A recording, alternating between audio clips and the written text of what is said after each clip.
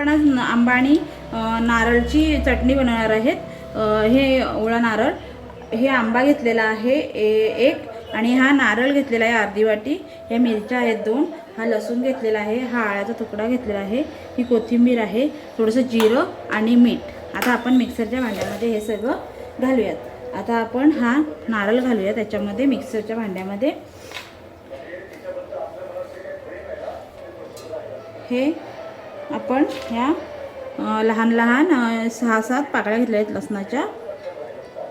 हा आल्याचा तुकडा घेतलेला आहे, या 2 मिरच्या घेतलेल्या आहेत, हा थोडासा कढीपत्ता, ही कोथिंबीर ह्याच्यामध्ये, हा एक आंबा आहे सोडून घेतलेला आहे कच्ची कैरी, ती घालून घ्यायची ह्याच्यामध्ये। याच्यामध्ये थोडंसं हे जिरं घालायचं आणि आपण हे चवीपुरतं याच्यामध्ये मीठ घालूया। आता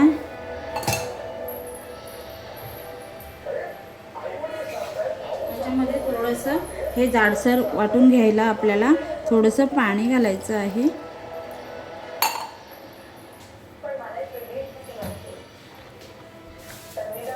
आता हे आपण वाटून घेऊया।